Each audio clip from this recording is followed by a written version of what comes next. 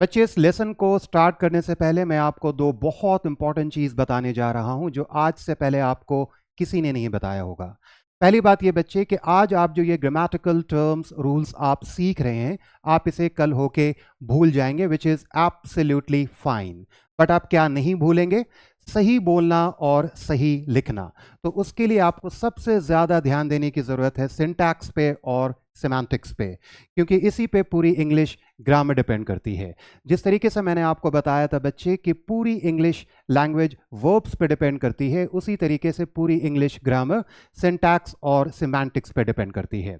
ना दूसरी बात ये बच्चे, ये बहुत कॉमनली देखा गया है कि जिनकी इंग्लिश बहुत अच्छी होती है वो ये सारे ग्रामेटिकल टर्म्स रूल्स वो भूल चुके हैं, विच इज़ एब्सोल्युटली ओके। और ये भी देखा गया है कॉमनली बच्चे कि वो इंग्लिश टीच नहीं कर सकते, विच इज़ अगेन ओके। तो आपने क्या लेसन लिया? आपने ये लेसन लिया बच्चे कि जब तक आप इंग्लिश टीचर ना बनना चाहें, आपको इतने डेप्थ में पढ़ने की ज़रूरत नहीं है। Okay, you got it? शुरू करें? Here you go. तो बच्चे, इस टॉपिक में आप उतने डेप्थ में एक्सप्लोर नहीं करेंगे, उतना ही एक्सप्लोर करेंगे जितने की आपको ज़रूरत है। इस टॉपिक में आप एक्सप्लोर करेंगे regular verbs and irregular verbs, infinitives, finite and non-finite verbs, gerund and gerunds versus present participles। ठीक है, और बहुत सिंपल और नीट वे में आप इसे सीखेंगे, क्योंकि आपका जो अप्रोच है वो ट्रेडिशनल नहीं है। अब आपका जो अप्रोच है वो बहुत अनकन्वेंशनल है। ठीक है, आप बहुत ऑथेंटिक वे में और बहुत नेचुरल वे में आप इसे समझने लग जाएंगे। ठीक है, देखो बच्चे, इस पर्टिकुलर टॉपिक को regular verbs and irregular verbs को मैंने दो पार्ट में डिवाइड किया है, इसलिए क्योंकि बहुत सारे बच्चे इसमें कंफ्यूज्ड हो जाते हैं, तो मैं कोई भी कंफ्यूजन या डाउट्स नहीं रहने देना चाहता। तो सबसे पहले मैं आपको ये बता दूं कि ये जो रेगुलर वर्ब्स है और इरेगुलर वर्ब्स से बहुत सारे बच्चे ये समझते हैं कि ये सिर्फ हमेशा सिंपल पास्ट टेंस और पास्ट पार्टिसिपल्स के लिए यूज होता है। प्राइमरली ये यूज होता है, इसके लिए रेफर हम इसे करते हैं, बट ये ट्रू नहीं है। इसके अलावा हम इसे और भी तरीके से यूज कर सकते हैं। दैट्स वाई मैंने इसे दो पार्ट में डिवाइड किया है। बट इसलिए मैंने मेंशन किया बच्चे कि the distinction can also apply to other verb form in other cases. Okay, जैसा मैंने बताया बच्चे कि दैट्स वाई मैंने इस टॉपिक को दो पार्ट में डिवाइड किया है। ये आपके लिए इंपॉर्टेंट है, ज़्यादा डेप्थ में आप नहीं जाएंगे, बट मैं आपको आप सब कुछ समझने लग जाएंगे। तो मैंने इसे डिवाइड किया है, first regular and irregular verbs in English first. Second, जो ये बहुत इंपॉर्टेंट है क्योंकि इसी से आपको कन्वेंशंस पता चलता है, और जैसा मैं आपको बताता हूं बच्चे कि पूरा वर्ल्ड ब्रिटिश इंग्लिश और अमेरिकन इंग्लिश कन्वेंशंस को फॉलो करता है, तो इसलिए आपका ये जानना बहुत ज़रूरी है कि इनमें डिफरेंसेस क्या हैं और इनमें सिमिलैरिटीज़ क्या है। तो फर्स्ट है regular and irregular verbs in English, उसके बाद हम पढ़ेंगे regular and irregular verbs in British and American English. Okay, ठीक है। इससे क्या आपको फायदा होगा बच्चे कि अगर आपका ये अप्रोच रहता है तो आप सबसे पहले एक्सप्लोर करेंगे basic distinctions between regular and irregular verbs. सबसे पहले आप समझने लग जाएंगे कि जो बेसिक होता है रेगुलर वर्ब्स और इरेगुलर वर्ब्स वो क्या होते हैं, and then you move on to and dive into the variations in regular and irregular verb conventions between what British and American English. Okay, तो ये आपके लिए बहुत ज्यादा इंपॉर्टेंट है, बट उसके लिए सबसे पहले आप बेसिक समझ लो। Now this approach will clear up any confusion, ensuring that you don't mistakenly believe that regular verbs are simply about, हाँ ये मैं हाईलाइट करना चाह रहा था इसलिए मैंने मेंशन किया है, क्योंकि बच्चे हमेशा ये समझते हैं कि रेगुलर वर्ब्स जो होता है वो जनरली हम क्या कहते हैं, इसे हम सफिक्स कहते हैं। ठीक है, तो हम ये ऐड कर देते हैं वर्ब के लास्ट में बेस फॉर्म में, तो ये सिंपल पास्ट हो जाता है या पास्ट पार्टिसिपल भी हो जाता है। ठीक है, अभी मैं आपको एग्जांपल्स दिखाऊंगा। या हम या तो डी ऐड करके सफिक्स डी या सफिक्स ई डी हम ऐड करके हम उसे सिंपल पास्ट या पास्ट पार्टिसिपल हम बनाते हैं, इसे हम रेगुलर कहते हैं। जनरली जो जिनका ये अप्रोच है, तो आप इसे मिस्टेकनली ना समझो कि हम इसे ही कहते हैं रेगुलर, ऐसा नहीं है। और दूसरी ये बात है कि इरेगुलर वर्ब्स भी वो नहीं होते हैं जिनमें आप ये सफिक्सेस ऐड नहीं करते। तो let me make it simple for you. ये अप्रोच आपको क्यों रखना है, क्योंकि आपके लिए कंफ्यूजन ना रहे बच्चे कि हम जो रेगुलर वर्ब्स फॉर्म करते हैं वो सिर्फ सफिक्स डी और ईडी करके हम फॉर्म करते हैं। रेगुलर वर्ब्स चाहे तो आप उसे सिंपल पास्ट बनाएं, ये पास्ट पार्टिसिपल भी बनता है। और इरेगुलर वर्ब्स में लोग ये समझते हैं कि जिसमें हमने ये सफिक्सेस ऐड नहीं किया तो वो इरेगुलर वर्ब्स हो जाएंगे। ओके, तो ये कंफ्यूजन मैं आपका क्लियर करता हूं, दैट्स वाई मैंने उसे मेंशन किया है। ओके, तो one at a time, regular and irregular verbs in English. पहले आप ये समझ लो बेसिक, ठीक है। देखो, regular verbs form the simple past and past participles by adding what, ये सफिक्सेस हैं, इसे ऐड करके to the base form of a verb, whereas irregular verbs don't follow. ठीक है, जो इरेगुलर वर्ब्स होते हैं वो ये फॉलो नहीं करते हैं। किस में? अभी आप फर्स्ट में आप सीख रहे हैं, ये आपको ज्यादा ध्यान रखना है, इसलिए मैं कह रहा हूं इसको आपको बहुत ज्यादा ध्यान से देखना है, regular and irregular verbs in English. ठीक है, तो जनरली हम ऐसे फॉर्म करते हैं, बट सिर्फ यही रूल नहीं है, आपको मैं और भी रूल आपको दूंगा बहुत सिंपल एंड नीट वे में। For the simple past and past participle, and hence you need to memorize these forms of that's why इसे हमें याद करने की जरूरत है। ओके, तो one more time, regular verb form the simple past and past participles by adding suffixes D और ED, sorry, to the base form of a verb, whereas irregular verbs don't follow the rule for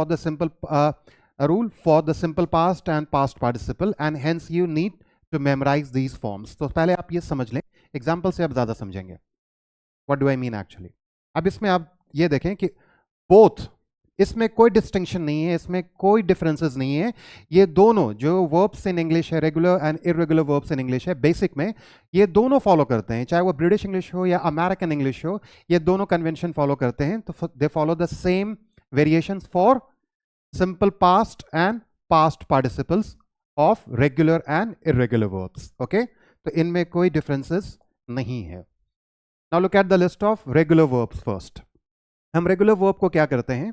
अब आप ये जानते हैं बच्चे, से V1, V2, V3 हम नहीं कहते हैं, और नॉन स्टैंडर्ड टर्म्स है। आप ग्लोबल इंग्लिश आप सीख रहे हैं तो आप स्टैंडर्ड इंग्लिश टर्म्स को आप फॉलो करेंगे। तो इसे V1 लोग कहते हैं, इसे V2 कहते हैं, इसे V3 कहते हैं, आप नहीं कहेंगे। इसे हम बेस फॉर्म कहते हैं, जो रूट वर्ड में होता है। ठीक है, जिसमें आप कुछ भी ऐड कर सकते हैं अकॉर्डिंग टू द टाइम। आप पास्ट में कहना चाहते हैं, प्रेजेंट में कहना चाहते हैं, या फ्यूचर में कहना चाहते हैं, उसके अकॉर्डिंग ये चेंज होता चला जाता है। तो कॉन्जुगेशन होता है वर्ब्स में। ओके, तो ये टॉक का अगर आपने ईडी ऐड किया तो ये सिंपल पास्ट हो गया। देखिए, पास्ट पार्टिसिपल्स भी यही रहेगा, इसलिए आपका ये जानना जरूरी है। वर्क में आपने कुछ नहीं किया, ठीक है, इसमें ईडी ऐड किया, ये दोनों, ये पास्ट सिंपल पास्ट का फॉर्म भी है और ये पास्ट पार्टिसिपल का फॉर्म भी है। प्ले में आपने ईडी ऐड किया, सिंपल पास्ट में भी और पास्ट पार्टिसिपल में भी, तो ये आपको बहुत हेल्प करेगा। उसी तरीके से ये जितने भी वर्ब्स हैं आप देखो, इसमें हम क्या कर रहे हैं, देखो इसमें आपको देखेंगे कि यहाँ पे ईडी नहीं हो रहा है, यहाँ पे सिर्फ क्या हो रहा है, डी ऐड हो रहा है। तो दोनों सफिक्स का आपको ध्यान देना है, डी और ईडी का। लाइक में भी आप देखो सिर्फ डी ऐड हो रहा है, तो ये दोनों है, सिंपल पास्ट है और पास्ट पार्टिसिपल है। डांस में भी आप देखो डी है, वॉच में ईडी है। ओके, तो ये सिंपल पास्ट है और पास्ट पार्टिसिपल दोनों है, यानी कि डी और ईडी जब हम ऐड कर देते हैं तो वो सिंपल पास्ट भी होता है और वो पास्ट पार्टिसिपल भी होता है। ओके, अभी मैं आपको एग्जांपल सिखाऊंगा, उससे आपको और ज्यादा क्लियर होगा। विजिट में आपने ईडी ऐड किया, तो इसी तरीके से आप सारे बेस फॉर्म, ये आपका बेस फॉर्म है। अगर आपको सिंपल पास्ट बनाना है तो ये आपको जानना, इसलिए कहते हैं कि इसे याद करने की जरूरत है कि कहाँ आपको डी ऐड करना है, कहाँ आपको ईडी ऐड करना है। ये आपको याद होता चला जाएगा, ये आप समझते चले जाएंगे। ठीक है, तो अनकॉन्शियसली आप इसे समझने लगेंगे कि कहाँ पे डी ऐड होगा, कहाँ पे ईडी ऐड होगा, बस आपको थोड़ा प्रैक्टिस करने की जरूरत है। ओके, नाउ ये लिस्ट जो है ये एग्जॉस्टिव नहीं है, यानी कि पूरी कंप्लीट लिस्ट नहीं है। आप इसके लिए एक्सप्लोर करें और नेट या अपने बुक, जो भी आपके पास बुक है उसको आप एक्सप्लोर करें, आपको वहां से ज्यादा वर्ब्स मिलेंगे। बस मैं आपको समझाने के लिए इतने सारे वर्ब्स के एग्जांपल्स दिए हैं। Now here is a list of irregular verbs. Irregular verbs में क्या है, अभी हम क्या सीख रहे हैं फर्स्ट पार्ट में, list of regular verbs in English, regular and irregular verbs in English. Okay, तो अभी आप देखो ये इररेगुलर फॉर्म है, जिसमें हम डी और ईडी हम नहीं लगाते हैं, तो वो भी इररेगुलर होता है। दैट्स वाई मैं इस पर स्ट्रेस दे रहा हूं बच्चे, क्योंकि बहुत सारे बच्चे ये समझते हैं कि इररेगुलर वो होता है जिसमें हम लास्ट में डी और ईडी नहीं लगाते हैं। तो ये इररेगुलर है, अभी मैं आपको दिखाऊंगा, उससे ज्यादा आपको ज्यादा क्लियर होगा। तो वो रेगुलर है जिसमें डी और ईडी लगाते हैं, बेसिक है ये। ठीक है, इररेगुलर का बेसिक आप देख लो कि इररेगुलर कैसे फॉर्म होता है। ठीक है, तो जैसे ये बेस फॉर्म है बच्चे, गो, अगर मुझे इसका सिंपल पास्ट बनाना है तो इसमें हम कुछ भी ऐड नहीं करेंगे, पूरा फॉर्म चेंज हो जाएगा, तो इसीलिए हम इसे इरेगुलर कहते हैं। तो गो का वेंट हो जाएगा, अब देखो ये गॉन हो जाएगा। सो गो वेंट गॉन, तो इसमें आपको बहुत ज्यादा ध्यान देना है कि इसमें आप इंटरचेंजेबली आप यूज नहीं कर सकते। वहां पे आप सिंपल पास्ट और पास्ट पार्टिसिपल दोनों एक था रेगुलर में। अब इसमें सिंपल पास्ट और पास्ट पार्टिसिपल में आपको बहुत ज्यादा ध्यान देना है वर्ब में, कि आप जब प्रेजेंट परफेक्ट में अगर आप बोलना चाह रहे हैं तो आप पास्ट पार्टिसिपल का यूज करेंगे, अगर आप सिंपल पास्ट बोलना चाह रहे हैं तो आप इसका यूज करेंगे। ये बहुत इंपॉर्टेंट है। So tense is nothing, it's all about the right usage of verbs, and that's why verbs is the verbs are the backbone of the English. अगर आपने वर्ब समझ ली तो आपकी इंग्लिश बहुत अच्छी हो जाएगी, यानी कि बहुत लेस लाइकली आप मिस्टेक करोगे, या तो आप बिल्कुल मिस्टेक नहीं करोगे इंग्लिश में।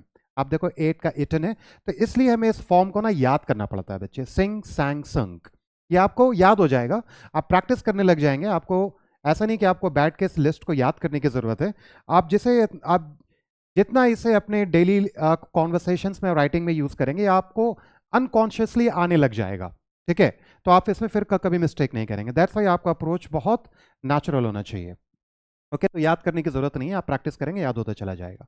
ठीक है, तो आपको इसको, ये लिस्ट ऐसे मैं आपको शेयर कर दूंगा, ऐसे आप नेट पे भी बहुत सारे वर्ब्स के आपको मतलब फॉर्म मिलेंगे, रेगुलर इरेगुलर, वहाँ पर आप रेफर कर सकते हैं, बुक में भी आप रेफर कर सकते हैं।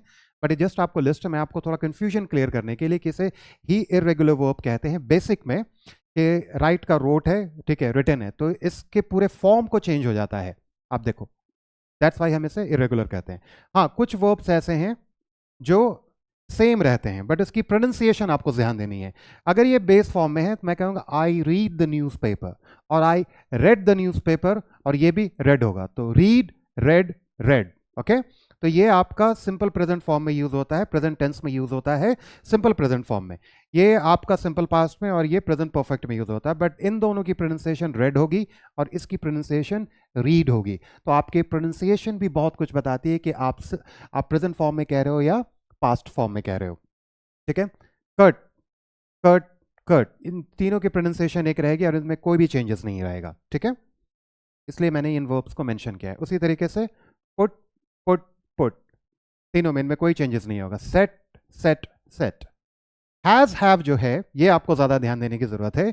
ये आपका प्रेजेंट परफेक्ट टेंस में यूज होता है। ये हम एज अ हेल्पिंग वर्ब भी यूज करते हैं बच्चे, हम इसे एज अ मेन वर्ब भी यूज करते हैं in case of in line with possession, जहां पे हमें बोलना पड़ता है। ठीक है, अगर आपको इसका सिंपल पास्ट बनाना है मॉडर्न इंग्लिश में, हम जनरली इन सारे वर्ब्स का हम यूज नहीं करते। मैंने आपको बताया था ईट एंड ड्रिंक, जो ये बेस फॉर्म है ईट ड्रिंक, जनरली हम इसे फॉलो नहीं करते हैं, तो हम उसकी जगह हैड को हम इसे यूज करते हैं। बट आपको बहुत ज्यादा ध्यान देना है कि आप कहां पे had as a simple past use करेंगे और कहां पे हैड एज अ, यानी कि हैव हैड बोल सकते हैं आप, एक्सेप्टेबल है। ठीक है, यहां पे सिंपली जैसे मैंने बोला I had a cup of coffee, ये सिंपल पास्ट मैंने बोला। अगर मैंने जो बोलना है प्रेजेंट परफेक्ट में, मैं बोलूंगा I have had a coffee और I have had a cup of coffee. Okay, that's why मैंने इस हेल्पिंग वर्ब को मैंने यहाँ पे मेंशन किया है। तो आप ये लिस्ट को आप रेफर कर सकते हैं। एंड अगेन ये लिस्ट एग्जॉस्टिव नहीं है, ये आपको बहुत हेल्प करेगा। आप स्टार्टिंग में से मेमोराइज कर सकते हैं, बट आप देखेंगे इंट्यूटिवली आपको ये जब प्रैक्टिस करेंगे तो ये आपको सारी चीज़ें क्लियर होती चली जाएंगी। नाउ इट्स वेरी इंपॉर्टेंट, क्योंकि ये कन्वेंशंस है और मैं आपको ज़्यादातर कन्वेंशंस और वेरिएशंस ज़्यादा इनकरेज करता हूँ बच्चे, क्योंकि ये बेसिक तो आप कहीं से भी आप जान सकते हैं, लेकिन वो भी जानना आपका ज़रूरी था। ये उससे बहुत ज़्यादा इंपॉर्टेंट है। क्यों? क्योंकि इन्हीं के कन्वेंशंस पूरा वर्ल्ड फॉलो करता है। अब आपको इनके कन्वेंशंस में से कौन से कन्वेंशन फॉलो करने हैं ये भी मैं आपको बताऊंगा। ठीक है, as per modern English, regular and irregular verbs in British and American English. तो पहले आप इसे समझ लें, उसके बाद आप एग्जाम्पल्स देखेंगे। तो रेगुलर वर्ब, इसमें generally regular verbs form their simple past and past participles suffix D और suffix ED to the base form of a verb, ये हम जानते हैं, तो इसमें भी यही होता है। Whereas irregular verbs don't follow suffix d or ed rule for the simple past and past participle, and hence you need to memorize these form of verbs again. Now what is the difference? आप बोलोगे ये तो आपने पहले भी बताया था basic में, डिफरेंस क्या है वो आप समझ लो। तो इसलिए कह रहा हूं बहुत ज्यादा ध्यान देने की जरूरत है। Americans typically prefer regular verbs, और रेगुलर वर्ब्स क्या होते हैं जिसके बेस फॉर्म ऑफ वर्ब में हम डी और ईडी ऐड करते हैं, तो वो रेगुलर फॉर्म्स हो जाता है। किसका होता है? सिंपल पास्ट और पास्ट पार्टिसिपल का। ओके, ये ध्यान रखना है आपको। So for simple past verb and past participles. But that doesn't mean Britons, ये टर्म हम यूज करते हैं, ब्रिटिशर्स हम यूज नहीं करते हैं, ये मैं आपको बार बार कहता हूं.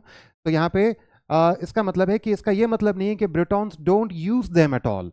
ये यूज करते हैं, but typically Americans regular verbs को फॉलो करते हैं, जिसमें बेस फॉर्म ऑफ वर्ब में वो डी और ईडी ऐड करते हैं, दोनों में, सिंपल पास्ट में और पास्ट पार्टिसिपल में. ओके.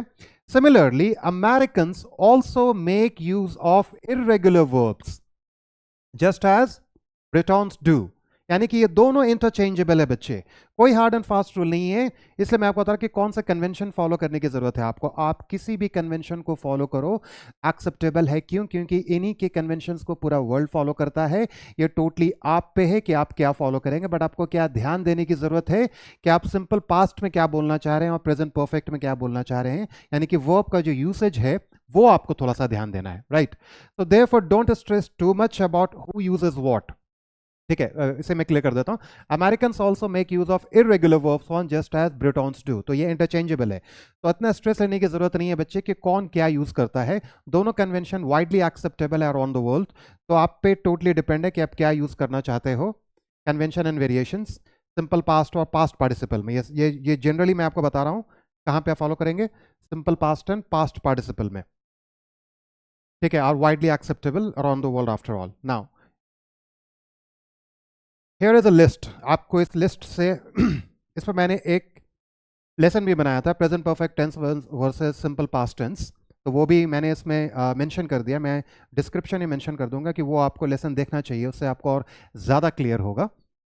ठीक है, तो ये किसकी लिस्ट है? Both regular and irregular verbs in both British and American English with the simple past and past participle forms. अब आप देखें कि दोनों के सिंपल पास्ट और पास्ट पार्टिसिपल फॉर्म्स क्या होते हैं. ओके.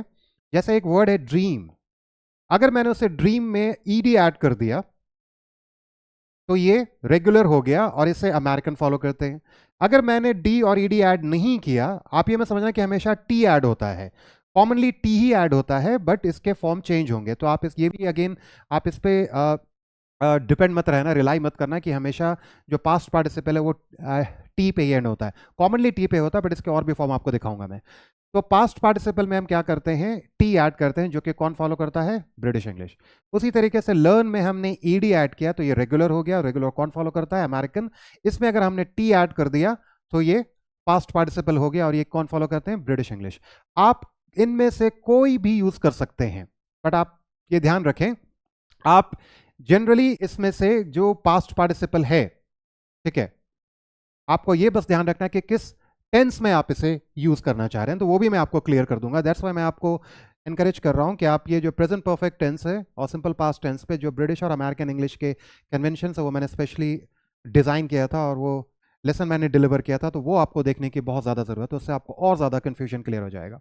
वर्ड में आप देखो, सब में, ठीक है, ईडी. तो ये आपका सिंपल पास्ट है, ठीक है, और ये आपका क्या है? ये आपका सिंपल पास्ट है, ये पास्ट पार्टिसिपल है, ये ब्रिटिश इंग्लिश है और ये अमेरिकन इंग्लिश है. ठीक है. ठीक है, इसे देखिए आप. डाइव देखिए, मैंने बताया था कि हमेशा टी फॉलो नहीं करता. तो डाइव का जो पास्ट पार्टिसिपल है, जो जनरली ब्रिटिश इंग्लिश फॉलो करती है, वो क्या हो जाता है? डोव. ठीक है, ये डाइव्ड नहीं हो सकता था.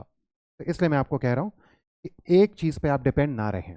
ठीक है, जैसे इसमें देखें आप, गेट है, बेस फॉर्म है, इसका सिंपल पास्ट गॉट हो जाता है.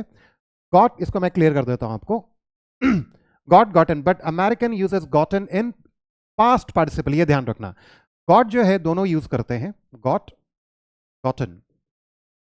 बट इसका ये मतलब नहीं है कि बच्चे आप इसे सिंपल पास्ट में यूज कर लेंगे. सिंपल पास्ट में ये यूज होता है गॉट.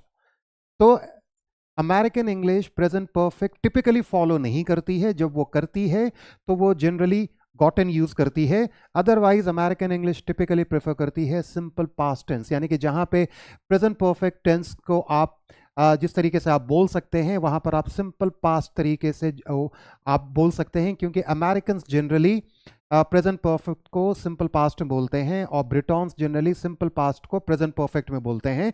बट अगेन इसका ये मतलब नहीं है कि वो सिर्फ यही फॉलो करते हैं, इंटरचेंजेबल है, वो दोनों फॉलो कर सकते हैं. दैट्स मैं इसको कह रहा हूँ, मैं आपको बता रहा हूँ कि इतना स्ट्रेस लेने की जरूरत नहीं है आपको. आप किसी भी कन्वेंशन को फॉलो करो, बट आपको सबसे ज्यादा क्या ध्यान रखना है कि आप वर्ब से ही यूज कर रहे हो। ओके तो आप ऐसा ना करना कि गॉटन आप सिंपल पास्ट में यूज कर लेना, गॉट यूज करना। दैट्स मैंने मेंशन किया है American uses gotten in past participle not in. तो ये आपने समझना कि ये गॉटन इसका भी है, बट ये जनरली गॉटन फॉलो नहीं करते हैं ब्रिटिश इंग्लिश, ये पास्ट पार्टिसिपल में भी ये गॉट ही यूज करते हैं। तो गॉटन बहुत रेयर केस में ये यूज करते हैं, मैंने अब तक नहीं देखा, मैं भी जनरली गॉटन यूज नहीं करता हूं, बट इसका ये मतलब नहीं कि आप नहीं करेंगे। तो पास्ट पार्टिसिपल में ब्रिटिश इंग्लिश गॉट यूज करती है, सिंपल पास्ट में अमेरिकन इंग्लिश गॉट यूज करती है। गॉटन का जो यूज है अमेरिकन इंग्लिश पास्ट पार्टिसिपल में करती है, और गॉटन का और गॉट का दोनों का यूज कर सकती है ब्रिटिश इंग्लिश, बट टिपिकली वो पास्ट पार्टिसिपल में भी गॉट का ही यूज करते हैं। Okay hope that's clear. ठीक है उस तरीके से देखो आप। बट किसी भी एक चीज पर आपको नहीं आना, इसलिए कह रहे हैं आपको ये थोड़ा सा याद करने की जरूरत है, तो आप प्रैक्टिस करेंगे आ जाएगा। फॉरगेट का फॉरगॉट जो होता है वो जनरली अमेरिकन इसे सिंपल पास्ट में यूज करती है। पास्ट पार्टिसिपल यानी कि इसके मतलब नहीं, फॉरगॉट अगर मैंने बोला तो ब्रिटिश इंग्लिश नहीं फॉलो करेगी। ब्रिटिश इंग्लिश अगर सिंपल पास्ट में बोलना चाहेगी तो वो इसी को फॉलो करेगी। और अगर अमेरिकन इंग्लिश पास्ट पार्टिसिपल का यूज करना चाहिए यानी कि प्रेजेंट परफेक्ट में बोलना चाहेगी, तो प्रेजेंट परफेक्ट में तो आप सिंपल पास्ट वर्ब का यूज आप नहीं कर सकते ना, तो वो क्या यूज करेगी, फॉरगॉटन यूज करेगी, यानी कि पास्ट पार्टिसिपल यूज करेगी। बस इतना आपको समझने की जरूरत है। ओके तो ये आपको थोड़ा ध्यान देना है कि फॉरगॉटन का है। ठीक है ये पास्ट पार्टिसिपल फॉर्म होता है। तो ज्यादा ध्यान आपको क्या देना है इसमें, मैं आपको कन्वेंशंस बता रहा हूं, ज्यादा ध्यान देना है वर्ब के पैटर्न्स को, सिंपल पास्ट में पास्ट पार्टिसिपल को आप कोई भी यूज करें। मैं बस आपको थोड़ा डिफरेंसेस बता रहा हूं कि ब्रिटिश और अमेरिकन ये टिपिकली प्रेफर करते हैं। इसका ये मतलब नहीं है कि आपको स्टिक रहना है किसी भी एक कन्वेंशन पे, ये टोटली आप पे है। तो सबसे ज्यादा ध्यान आपको कहां देना है बच्चे, कि वर्ब का पैटर्न सिंपल पास्ट में क्या है, वर्ब का पैटर्न यानी कि फॉर्म पास्ट पार्टिसिपल में क्या है। ओके ठीक है जैसे देखो, तो इसलिए बहुत लंबी लिस्ट हो जाएगी बच्चे, बट मैं आपको बता रहा हूँ, ये मैं शेयर कर दूंगा, बट आप फिर भी ऐसे वर्ब्स आप एक्सप्लोर आप कर सकते हैं ऑन योर ओन। ठीक है तो मैंने कहा कि to explore how these verbs form are used in British and American English, please refer to the lesson। तो ये मैं आपको डिस्क्रिप्शन में इसका लिंक, इस वीडियो का, इस लेसन का लिंक मैं मेंशन कर दूंगा। इससे आपको बहुत ज़्यादा क्लियर हो जाएगा, क्योंकि वर्ब का हम कहाँ यूज़ करते हैं, पास्ट प्रेजेंट परफेक्ट में हम यूज़ करते हैं, यानी कि टेंस को वही डिफाइन करता है। तो इसमें मैंने इस पूरे लेसन में मैंने आपको बताया है कि British English grammar versus American English grammar में कि जो प्रेजेंट परफेक्ट टेंस है और सिंपल पास्ट टेंस में क्या डिफरेंस होता है, जनरली कौन क्या फॉलो करता है, कौन किस वर्ब को फॉलो करता है। आप ये लेसन को प्लीज देखें, आपको बहुत हेल्प करेगा। Okay now move on. Infinitive ना आपको थोड़ा सा इसमें ज्यादा एक्सप्लोर करने की जरूरत नहीं है, बट आप ये थोड़ा सा टर्म याद रखें बच्चे। ठीक है अभी आप कॉन्शियसली आप सीखेंगे, उसके बाद आप अनकॉन्शियसली आप सारी चीज़ों को आप समझने लग जाएंगे। ओके इन्फिनिटिव्स दो तरह के होते हैं, विद और विदाउट टू। इन्फिनिटिव्स किसको कहते हैं, इन्फिनिटिव्स उसको कहते हैं बच्चे, ये base form of a verb होता है। ठीक है जब भी हम base form of a verb कहते हैं तो उसके पहले टू आ भी सकता है, नहीं भी आ सकता है, वो किस पे डिपेंड करता है। अभी मैं आपको सिंटैक्स और सिमेंटिक्स ही बताऊंगा, तो पहले मैं आपको ये बता दूं कि आप इतने ज़्यादा रूल्स को ना समझ के, इतने ज़्यादा डेप्थ में ना जाके, जब आप सिमेंटिक्स और आप जब सिंटैक्स और सिमेंटिक्स जब आप समझने लग जाते हैं, तो ये आपके लिए बहुत ईजी हो जाने कि आप कॉन्टेक्स्ट समझने लग जाते हैं, ग्रामेटिकल पैटर्न समझने लग जाते हैं, वर्ड के मीनिंग निकालना आप समझने लगे, फ्रेजेस के मीनिंग निकालना आप समझने लग जाते हैं। ओके और वो थोड़ा प्रैक्टिस से आपको आने लग जाता है। ठीक है तो मैं आपको सिंटैक्स और सिमेंटिक्स से बताऊंगा। The infinitive of a verb has two forms, इसके दो फॉर्म होते हैं, यानी कि किसी भी वर्ब के पहले अगर टू आया तो वो इन्फिनेटिव है। इसका ये मतलब नहीं कि हमेशा टू आएगा, वो कॉन्टेक्स्ट पे डिपेंड करता है कि क्या यहाँ पे टू आना है या नहीं आना है। अब आपको उतना याद करने की जरूरत नहीं है, ये बहुत इंट्यूटिवली आप समझ सकते हैं जब आप सिंटैक्स को और सिमेंटिक्स को आप थोड़ा सा एक्सप्लोर करेंगे। ओके तो आप इसे समझ लें। Infinitive of a verb has two forms, the two infinitive, यानी कि गो के पहले हम टू ला सकते हैं, प्ले के पहले हम टू ला सकते हैं, बट इसका ये मतलब नहीं है कि हमेशा हम टू ही लाएंगे। ठीक है इसका मतलब ये जब हम इसे सेंटेंस में यूज करेंगे तो क्या यहां पे आएगा या नहीं, वो ज्यादा इंपॉर्टेंट है। ओके तो इसलिए टू इन्फिनेटिव होता है, एंड द इन्फिनेटिव यानी कि बेयर इन्फिनेटिव, जो मैंने आपको इससे प्रीवियस लेसन में आपको मैंने बताया था कि बेयर इन्फिनेटिव क्या होता है। बेयर इन्फिनेटिव मतलब होता है जो टू के बिना होता है, बट वो भी इन्फिनेटिव ही होता है। तो the two form consist of two plus what the base form of the verb। आप एग्जांपल देखो, I want to speak जो क्या है, ये बेस फॉर्म है, इसे ही हम base form of a verb कहते हैं। अब जो बेस फॉर्म रहता है उसके पहले हमेशा टू ला सकते हैं, बट अगेन ऐसा नहीं है कि आपको लाना ही है, डिपेंड करता है। अगर मैं टू हटा दूं तो ये सेंस नहीं करेगा, इसी को सिंटैक्स कहते हैं बच्चे। Grammatical arrangement of words in a sentence, one more time, grammatical arrangement of words in a sentence is called syntax. आप देखो, प्रोनाउन, ठीक है, मेन वर्ब, प्रेपोजिशन, ठीक है, मेन वर्ब, प्रेपोजिशन, ठीक है, प्रोनाउन। तो इस तरीके से जब आप इसे डिसाइफर करते हैं तो आप इसे समझ, इतना आपको नहीं करना, बट आप इसे जब प्रैक्टिस करेंगे आप समझने लग जाएंगे, ठीक है।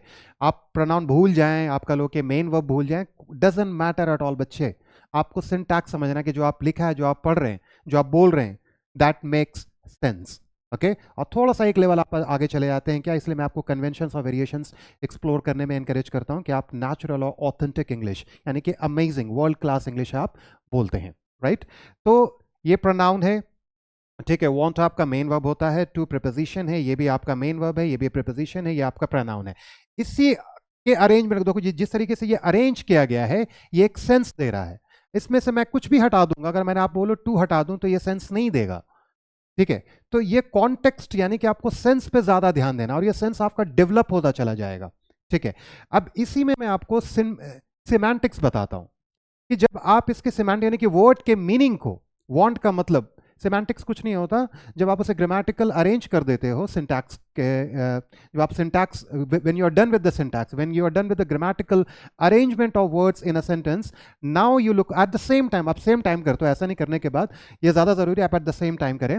अब आप इसके सिमेंटिक्स निकालेंगे, यानी कि हर वर्ड का मीनिंग निकालेंगे, तो आपको मिलता चला जाएगा, उसी को हम सिमेंटिक। बट जनरली हम किसका, वो वर्ब का, जो जनरली हम वर्ब का मीनिंग हम जनरली इसमें देखते हैं, ऐसे सारे सेंटेंसेस में, बहुत सारे वर्ड्स में वोकैबुलरी का हम मीनिंग देखते हैं, तो ये वोकैबुलरी है, वर्ब को हम वोकैबुलरी भी कहते हैं। वांट का मतलब क्या होता है, दैट्स व्हाई आपने वांट का यूज़ किया है, स्पीक का यूज़ किया है, ये सब तो प्रीपोजिशन, ये बहुत छोटे एलिमेंट्स हैं। सब्जेक्ट आपको ध्यान है, ये आपका सिंटैक्स है। किसी भी वर्ड का जब हम मीनिंग निकालते हैं तो उसे हम सिमेंटिक्स कहते हैं। मैं आपको थोड़ा आगे जाके आपको लेसन में बताऊंगा, अभी this is not the right time, कि सिमेंटिक्स में दो आपको बहुत ज़्यादा चीज़ ध्यान रखना है, एक होता है डिनोटेशन, एक होता है कनोटेशन। यानी कि एक वर्ड जिसके लिटरल मीनिंग होते हैं, और वही वर्ड आपको एक फिगर ऑफ स्पीच का मीनिंग, यानी कि जिसमें आइडियाज़, फीलिंग्स होते हैं, वो वर्ड का आपको मीनिंग देता है, तो उसे हम कनोटेशन कहते हैं। तो सिमेंटिक्स में दो चीज़ होते हैं, डिनोटेशन और कनोटेशन, तो ये भी आपको ध्यान रखना है। But this is not the right time जहाँ पे मैं आपको एक्सप्लोर कराऊँ। बट आप ये समझे, आपने सिंटैक्स समझ लिया, तो इसके वर्ड के जो मीनिंग जो निकले, कि पूरे सेंटेंस को भी आप समझ लें कि हम इससे मुझे एक मीनिंग निकल रही है, या वर्ड को आप उठा लें तो वर्ड से एक मीनिंग आपको दे रहा है, जो सेंस दे रहा है। इसलिए सिंटैक्स और सिमेंटिक्स पे ज़्यादा ध्यान देना है, ये सेंस आपका डेवलप होता चला जाएगा, सूनर और लेटर ग्रेजुअली होता चला जाएगा जब आप प्रैक्टिस करेंगे। तो इसमें से अगर मैं देखो, ये स्पीक जो है वो बेस फॉर्म है, टू हटा लूंगा तो ये सेंस नहीं करेगा, दैट्स वाई यहाँ पे आए। बट इसका ये मतलब नहीं कि जहां पर, ठीक है, आगे देखो तो ये भी बेस फॉर्म है, वांट, ये भी मेन वर्ब है, क्या इसके पहले टू आया? नहीं आया ना। अगर मैं चाहता तो मैं यहां भी ला सकता था, इसे कहते हैं सिंटैक्स भी कहते हैं, और थोड़ा सेंस भी है। यहां पे टू मैंने नहीं लाया क्योंकि ये भी तो base form of a verb है। आप लाते हो क्योंकि आपका सेंस वर्क करता है कि कहां पे लाना है और कहां पे नहीं लाना, और ये बस थोड़ा प्रैक्टिस से आपको आने लग जाएगा।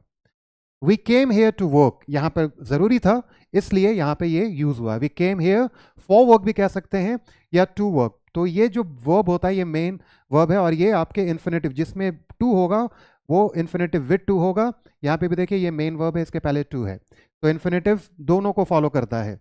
इन्फिनेटिव विदाउट टू भी होता है और इन्फिनेटिव विद टू भी होता है। तो आपने विद टू देख लिया, अब आप देखो the form without to consist of the base, same verb होगा, ऐसा नहीं कि वर्ब चेंज हो जाएगा। आप एग्जाम्पल देखें, आप ज़्यादा समझेंगे। आप इसे रूल से ना, मैं आपको सेंस, आपको आप जब इसमें सेंस लगाएंगे तो आपको ज़्यादा समझ में आने लग जाएगा। She made us wait for half an hour, wait क्या है, base form of a verb है। अगर आपने यहाँ पे टू लाया, ठीक है, तो ये थोड़ा मतलब बहुत के आपका डायरेक्ट ट्रांसलेशन हो जाएगा, बहुत अननेचुरल हो जाएगा। She made us wait for half an hour, अब आप मेन वर्ब के पहले टू नहीं ला रहे हो, विदाउट टू ये सेंस दे रहा है, तो देयर इज नो नीड। ये जो सिंटैक्स है, यानी कि जो ग्रामेटिकल अरेंजमेंट है पूरे वर्ड्स की, विदाउट टू यहाँ पे, ठीक है, ये जो सिंटैक्स है पूरे ग्रामेटिकल वर्ड के अरेंजमेंट की, ये आपको सेंस दे रहा है। ये सिमेंटिक्स है, ये राइट सिमेंटिक्स है, रॉन्ग सिमेंटिक्स नहीं है।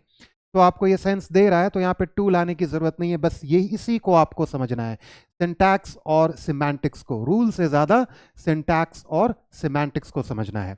आप इतना ज्यादा याद करने लगे infinitive with to, infinitive without to, तो आप मतलब बहुत डेप्थ में चले जाएंगे और जाने की जरूरत नहीं, आप कंफ्यूज हो जाएंगे हमेशा, और हमेशा जब भी बोलेंगे तो फ्लुएंसी आपकी सफर करेगी, कॉम्प्रोमाइज हो जाएगी। Now John lets the dog sleep on the sofa. ठीक है, अब देखो स्लीप यहाँ पे क्या है, मेन वर्ब है। यहाँ पे आप बोल सकते थे John lets the dog to sleep, but आप इसके सिंटैक्स को देखो, यानी कि ग्रामेटिकल अरेंजमेंट को देखो, ये एक सिमेंटिक्स दे रहा है। ठीक है, इससे आप सिमेंटिक्स का मतलब पूरे सेंटेंस का भी सिमेंटिक्स हो सकता है, हर एक वर्ड का भी सिमेंटिक्स, इसका भी सिमेंटिक्स होता है, इसलिए यहाँ पे एल-ई-टी अपॉस्ट्रोफी टी नहीं है। ठीक है, इसलिए आप राइट ग्रामेटिकल टर्म यानी कि राइट सिंटैक्स यहाँ पे यूज हुआ है। इसका आप मन के यानी अलाउज का मतलब है, अगर आप इसका सिमेंटिक्स निकालना चाहेंगे तो हर वर्ड का भी आप सिमेंटिक्स निकाल सकते हैं, बट जब भी आप जनरली सेंटेंस बनाते हैं तो पूरे सेंटेंस का भी आपको सिमेंटिक्स निकालना पड़ता है कि क्या इसमें मिसिंग है, क्या नहीं है। तो ये थोड़ा प्रैक्टिस से आपको आने लग जाएगा। दैट्स व्हाई मैं आपको बहुत स्ट्रेस दे रहा हूँ बच्चे, कि जब भी आप सीखें, जब भी आप पढ़ें, इसलिए मैं आपको बुक रीडिंग ज़्यादा इंकरेज करता हूँ। आप उसके पैटर्न को देखें, आप समझने लग जाएंगे कि मुझे कैसे यूज़ करना है, यानी कि ये सेंस दे रहा है तो सेंस को ज़्यादा आपको डेवलप करना है, और वो कौन आपको हेल्प करेगा, सिंटैक्स और सिमेंटिक्स। ओके, ये थोड़ा सा आप देख लें हो सकता है आपके लिए ये थोड़ा स्कूल ग्रामर के लिए, अदरवाइज मैं जनरली मैं नहीं पढ़ाता हूँ, बट फिर भी मैं आपको थोड़ा सा इसमें हेल्प करना चाहता हूँ। हो सकता है एकेडमिकली आपकी बहुत हेल्प हो जाए, हो सकता है उस तरीके से आपको ना पढ़ाया हो, मैं आपको देखो कितने आसान तरीके से नेचुरल में पढ़ाता हूँ। Finite and non finite verbs, finite verb form show tense, ये ध्यान रखना है। अब मैं इतना ध्यान ऑनेस्टली बताऊँ बच्चे, मैं टीचर हूँ, इसलिए मुझे ये सारी चीज़ें ध्यान रखने की ज़रूरत है, मुझे समझ में आती है, मैं बहुत डेप्थ में जानता हूँ ग्रामर, बट मैं फिर भी आपको इनकरेज करता हूँ कि आप इतने डेप्थ में ग्रामर नहीं पढ़ेंगे। क्यों, मैंने बताया था लेसन क्या था, जब तक आप इंग्लिश टीचर ना बनना चाहें डेप्थ में पढ़ने की ज़रूरत बिल्कुल नहीं है। मैं ये जनरली नहीं पढ़ाता हूँ, मैं थोड़ा सा आपको हेल्प करना चाहता हूँ। ठीक है, इस लेसन इस पर्टिकुलर टॉपिक के जरिए कि इतना ज़्यादा पढ़ने की ज़रूरत नहीं है, आप सिंटैक्स और सिमेंटिक्स पे ज़्यादा ध्यान दें, अपने सेंटेंस फॉर्मेशन पे, फ्रेजेस पे, इस पे ज़्यादा ध्यान दें, वोकैबुलरी पे ज़्यादा ध्यान दें, उससे कहीं ज़्यादा है कन्वेंशंस पे, वेरिएशंस पे, पैटर्न्स पे आप ज़्यादा ध्यान दें। ओके, बट फिर भी आपको बता देता हूँ, finite verb form tense, person and number. ठीक है, देख लो प्रेजेंट टेंस में, जैसे अगर मैंने बोला ही वॉक्स, थर्ड पर्सन ही, सिंगुलर है, ये थर्ड पर्सन सिंगुलर कौन है, ही, सब्जेक्ट है यहाँ पे। ठीक है, सिंगुलर है सिंपल प्रेजेंट टेंस है आपका, तो एक तो आपका सब्जेक्ट बताएगा। ठीक है, आप फिर से देख लो कि कहने का मतलब क्या था, कि टेंस बताएगा, पर्सन एंड नंबर बताएगा। तो एक कौन सा टेंस है, ये प्रेजेंट टेंस में सिंपल प्रेजेंट टेंस है। अब आपका सब्जेक्ट है तो सब्जेक्ट ये है, थर्ड पर्सन सिंगुलर है, वर्ब का जो फॉर्म है, ठीक है, वो क्या है, सिंपल प्रेजेंट है, और ये सिंगुलर है। ठीक है, यानी कि इसमें सब्जेक्ट बता रहा है, इसमें टेंस बता रहा है, पर्सन बता रहा है, और नंबर, नंबर हम जनरली किसको कहते हैं, नंबर हम इनको कहते हैं, सिंगुलर और प्लोरल को।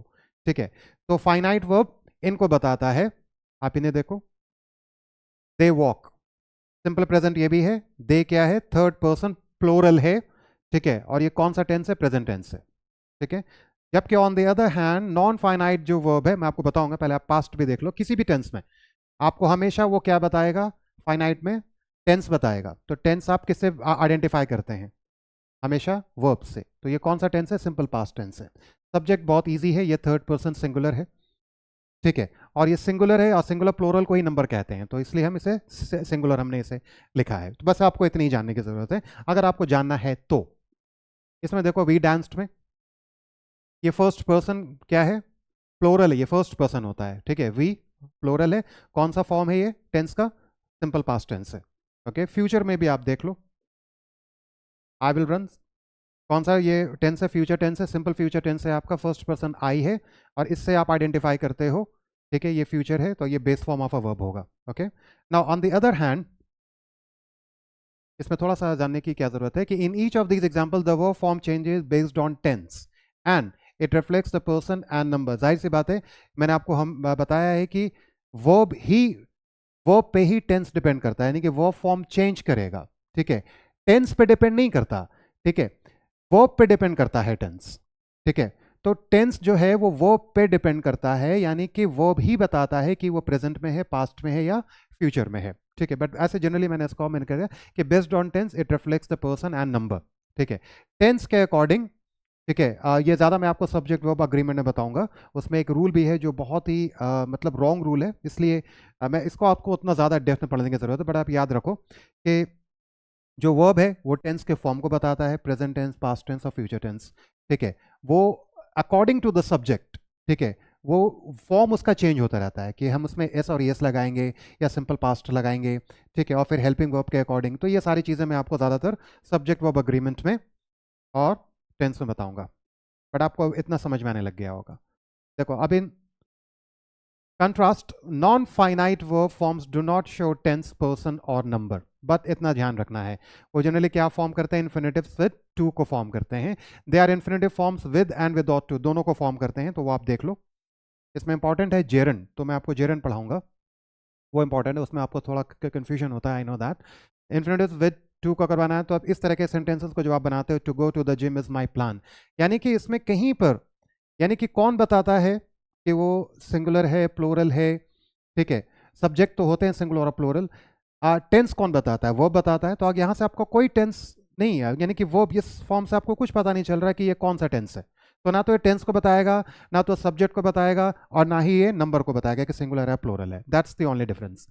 आई वॉन्ट टू ईट, तो आप इससे देखो, आप इस पे ज्यादा ध्यान देखो, ईट पे, आप पूरे इस पे ना देखो, ये पर्टिकुलर नहीं बता रहा है कि ये कब की बात हो रही है, ठीक है। अगर आप पूरे इसको देखोगे तब आप बता सकते हो कि ये सिंपल प्रेजेंट है, बट आपको ज्यादा ध्यान क्या देना है कि यहाँ पर टू का फॉर्म यूज हुआ है, और विदाउट टू गो नाउ, आप इस तरीके से सेंटेंसेस को बोलते हो, ठीक है। ये जनरली हम आज की डेट में इतना डेप्थ में नहीं पढ़ते हैं, बट फिर भी मैं आपको थोड़ा एक्सप्लोर करा दे रहा हूँ। Go now if you are ready, let's eat, ठीक है, इसको ज़्यादा ध्यान देना है कि इससे कुछ पता नहीं चल रहा है इस फॉर्म ऑफ से सेंटेंस से कि ये कौन सा टेंस है, ठीक है ना। इसमें आईएनजी फॉर्म भी है जो एज अ जेरंड फंक्शन करता है, and present participles function as adjective. तो ये आप ये इंपॉर्टेंट है, ये मैं जानता हूँ, ये मैं चाहता हूँ कि आप पढ़ें, क्योंकि इसमें बहुत बच्चे मिस्टेक करते हैं।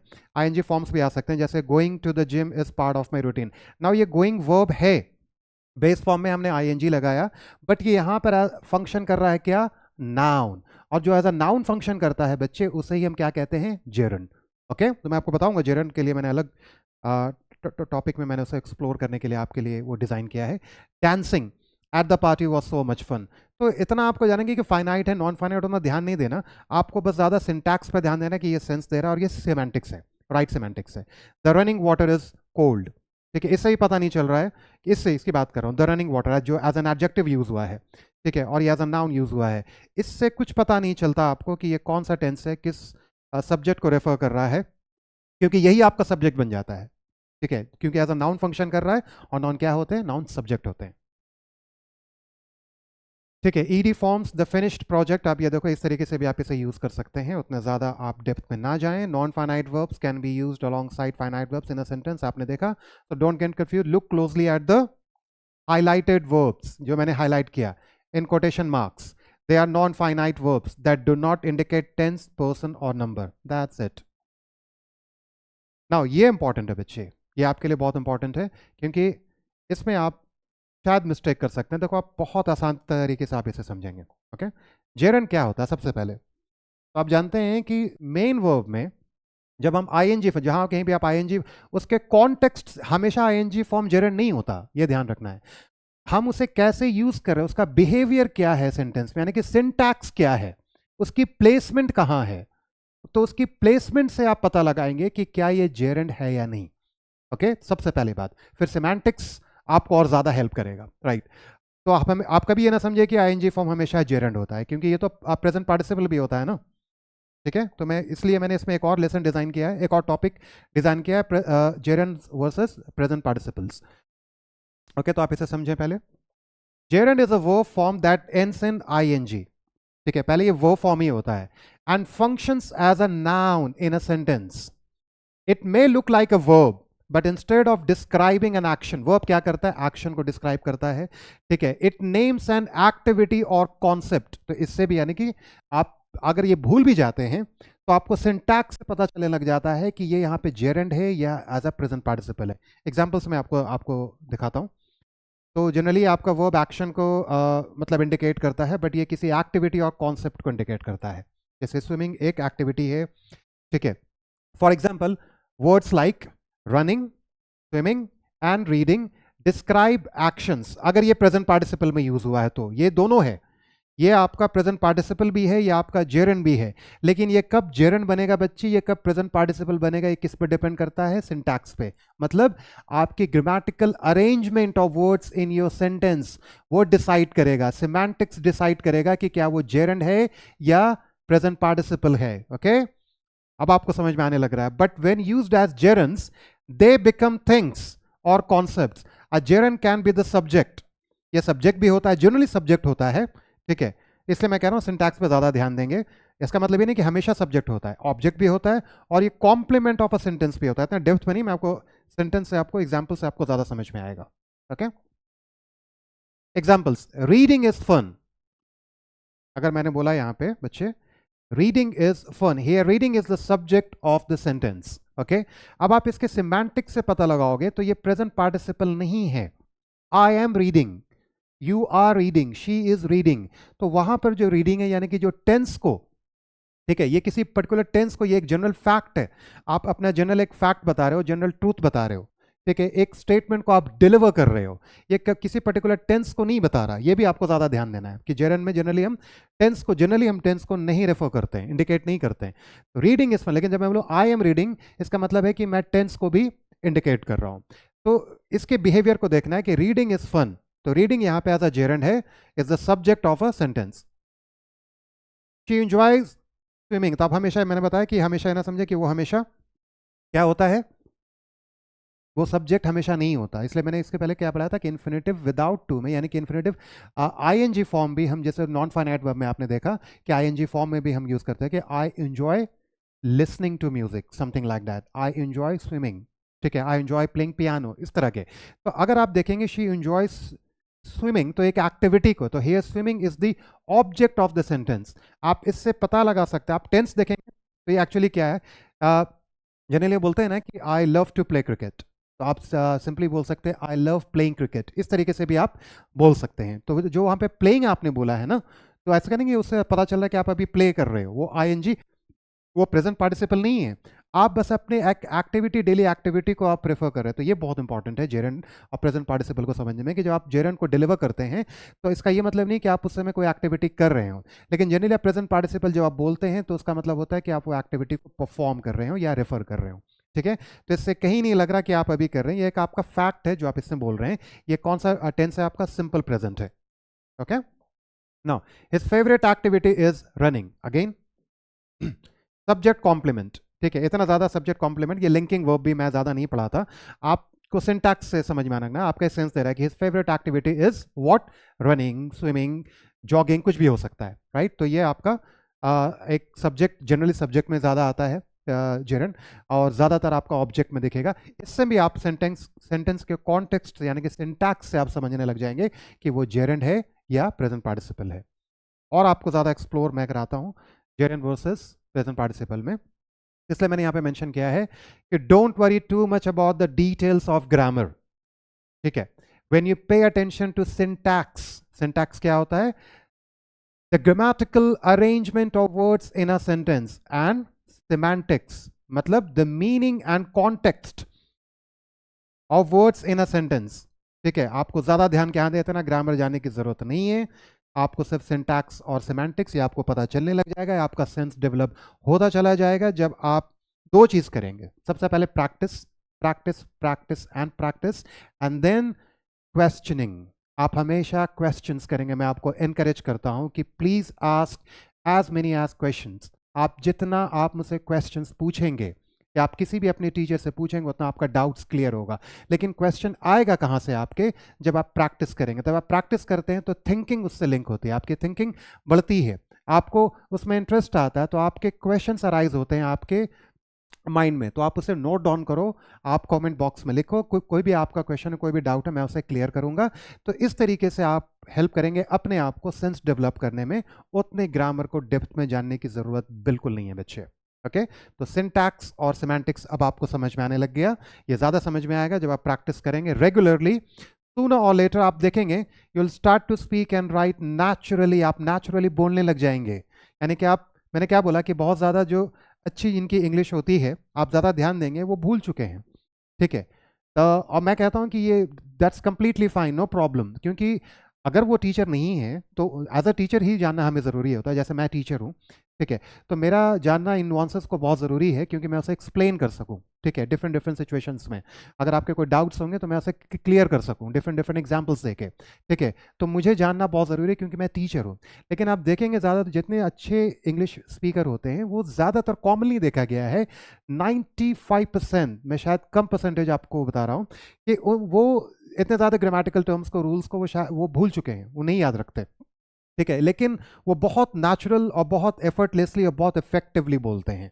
तो इससे अगेन मैं आपको बता रहा लेसन क्या है, उतने डेप्थ में नहीं जाना। उनका ज़्यादा ध्यान कहाँ था, उनका ज़्यादा ध्यान था सिंटैक्स पे और सिमेंटिक्स पे, that's it, okay. Now gerund versus present participles देख लो बहुत ही सिंपल वे में। आप जानते हो ये दोनों आईएनजी फॉर्म होता है, but gerund ING form as a subject, as a noun act करता है, और प्रेजेंट पार्टिसिपल हमेशा वर्ब एक्ट करता है, ठीक है। तो हमेशा आईएनजी फॉर्म जेरेंड नहीं होता और हमेशा आईएनजी फॉर्म प्रेजेंट पार्टिसिपल्स नहीं होता। आप कैसे पता लगाएंगे, अगेन सिंटैक्स से, right. Are both derived from verbs, ये ध्यान रखना है, ये दोनों वर्ब ही होते हैं, and in ING, main verb में आईएनजी में ऐड करते हैं, but they have different grammatical functions. Gerund as a noun function करता है, इन अ सब्जेक्ट ऑब्जेक्ट भी आता है और कॉम्प्लीमेंट भी होता है, बट प्रेजेंट पार्टिसिपल हमेशा वर्ब ऐड करेंगे, वो टेंस को इंडिकेट करेगा। देखो, a gerund is a, जब मैं बता चुका हूं फिर भी आप देख लो, a gerund is a verb form that functions as a noun.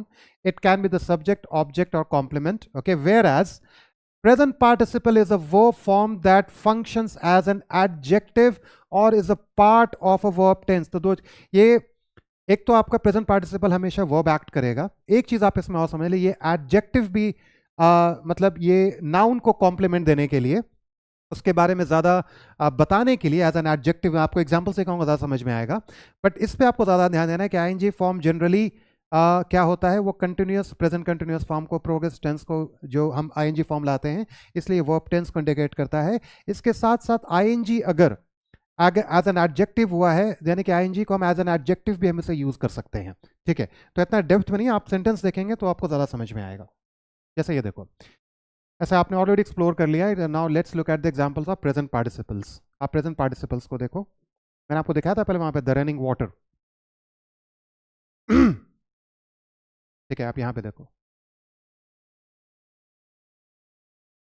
The running water, यहां पे एक्चुअली आप बोल सकते हो कि ये रनिंग जो है, थोड़ा सा कंफ्यूजन आपका क्लियर कर दूं। आप इसे सोच सकते हैं कि सर ये पहले आया है, किसी टेंस को मतलब इंक्लूड नहीं कर रहा, तो आपने बताया। थोड़ा सा ध्यान देने की जरूरत है। अगर आप देखो, इतना आपको किसी को एक्सप्लेन करने की जरूरत नहीं है। जब आप गलत इंग्लिश बोलते हो तो सिर्फ आपको लोग कहते हैं रॉन्ग इंग्लिश, जब आप सही इंग्लिश कहते हो तो आप लोग को कहते हैं right English, right, that's the only difference. इतना डेप्थ में आपको कोई नहीं बताता, लेकिन आपका जो सेंस है, आप इसे यूज करके भूल भी जाएंगे जेरन क्या होता है, आप इसे यूज करके भूल भी जाएंगे एज एन एडजेक्टिव यूज किया है। नो, दैट्स कंप्लीटली फाइन, कोई प्रॉब्लम नहीं है। बट आपको सबसे ज़्यादा क्या ध्यान देना है कि इस पूरे सिंटैक्स को ध्यान देना है कि आपने दा को कहाँ अरेंज किया, रनिंग को, वाटर को, इसको, कोल्ड को, यानी कि ग्रामेटिकल अरेंजमेंट ऑफ जो वर्ड्स इन अ सेंटेंस है वो एक मीनिंग दे रहे हैं कि सिमेंटिक्स दे रही है, ठीक है। और इसके पूरे सिमेंटिक्स, यानी कि पूरे वर्ड का भी सिमेंटिक्स आप निकाल सकते हैं या पूरे सेंटेंस का भी आप सिमेंटिक्स आप निकाल सकते हैं, राइट। तो the running water is cold, अब ये वाटर क्या है, नाउन है, तो इसको ये डिफाइन कर रहा है। कौन सा वाटर है, रनिंग वाटर है, बस that's the only difference. Otherwise इतना डेप्थ में भी आपको जानने की जरूरत नहीं है। तो दैट्स द ओनली डिफरेंस कि ये जेरन नहीं है, ये प्रेजेंट पार्टिसिपल, ये एडजेक्टिव, एज एन एडजेक्टिव यहां पे एक्ट कर रहा है। दूसरा आप देख लें, ये सिंपल है, ये क्या है, ये सिंपली आपका वर्ब टेंस, यानी कि प्रेजेंट परफेक्ट, प्रेजेंट कंटिन्यूअस में, प्रेजेंट प्रोग्रेसिव में, क्योंकि he is reading a book, एक एक्टिविटी को जो वर्ब इंडिकेट करता है वो टेंस को भी इंडिकेट करता है। प्रेजेंट टाइम में आप देखो, he is reading a book, तो ये कुछ नहीं है यहाँ पे, बेस फॉर्म में आईएनजी, और ये आपका ये कौन सा फॉर्म बन गया आपका, प्रेजेंट पार्टिसिपल आपका बन गया।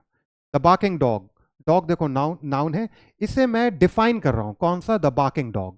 आप इसे कहते द लेजी डॉग, ठीक है। इस तरीके से लेजी तो ऑलरेडी आपका एडजेक्टिव हो गया, बट मैं आपको बता रहा कि आप इस तरीके से भी आईएनजी लगा के एडजेक्टिव आप इसे यूज कर सकते हैं, ओके।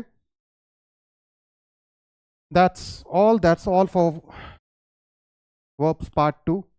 मुझे पता नहीं मैं कितने verbs में और कितने पार्ट को मैं इसके लेसन को मैं डिज़ाइन करूँगा, I really don't know, but मैं हमेशा मेरी ये कोशिश रहती है बच्चे कि आप उतना ही डेप्थ में पढ़ें जितने डेप्थ में आपको पढ़ने की ज़रूरत है। ओके, तो इस पूरे लेसन से जहाँ से मैंने स्टार्ट किया, इस पूरे लेसन से सबसे ज़्यादा इंपॉर्टेंट यानी कि की टेक अवे आपके लिए क्या है कि don't dive too deep into grammar and its terms. आप उतना ज़्यादा ग्रामर में और इसके टर्म्स में ना जाएं, किसे क्या बोलते हैं किसे क्या नहीं बोलते हैं, किसे हमें बहुत डेप्थ में जाने की ज़रूरत है, ऐसा बिल्कुल ना करें बच्चे। मैं आपको सिर्फ इसलिए बताता हूं कि थोड़ा आपका कॉन्सेप्ट अभी आप कॉन्शियस आप लर्न कर रहे हैं, सूनर और लेटर आप अनकॉन्शियस लर्न करने लगेंगे।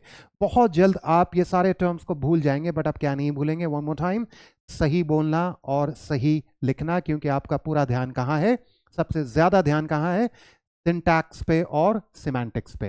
तो don't dive too deep into grammar and its terms, it won't help you become a fluent, क्योंकि आप हमेशा रूल देखेंगे तो फ्लुएंसी आपकी कॉम्प्रोमाइज़ हो जाएगी। ठीक है, ठीक है, सबसे पहले फ्लुएंसी कॉम्प्रोमाइज़ हो जाएगी। कभी भी आप natural and authentic English speaker नहीं बन सकते, क्योंकि जो natural and authentic English speaker होते हैं वो ज़्यादा ग्रामर रूल्स के या टर्म्स पे ध्यान नहीं देते, वो ज़्यादा कहाँ ध्यान देते हैं, अपने सेंस को डेवलप करने में।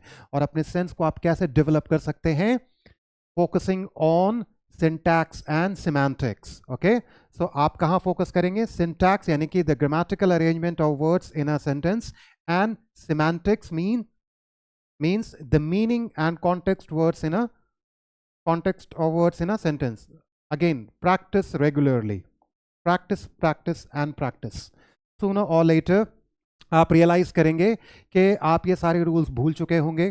ठीक है, आप you will start to speak and write naturally, ये आपका गोल है। You want to become a world class English speaker, you want to become a natural and authentic English speaker, so focus on syntax and semantics.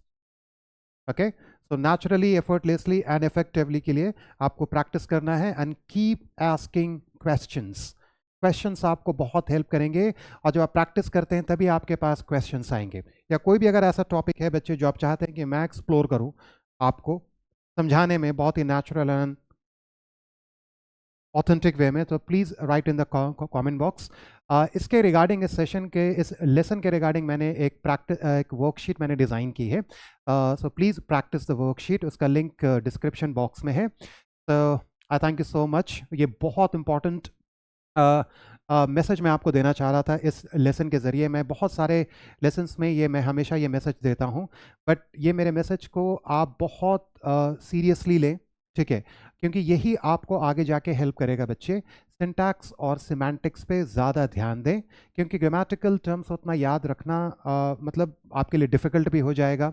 आप कभी fluent natural authentic English speaker आप नहीं बन पाएंगे। अगर आपको बनना है तो आप देखें, थोड़ा सा प्रैक्टिस करें, आपका सेंस डेवलप होता चला जाएगा। तो थोड़ा आप वर्कशीट पे प्रैक्टिस करें। कोई अगर आपके पास, if you have any doubts or questions, please write in the comment box. I'll certainly respond to that. Okay, I thank you so much for your time and patience. Have a good time. Take care.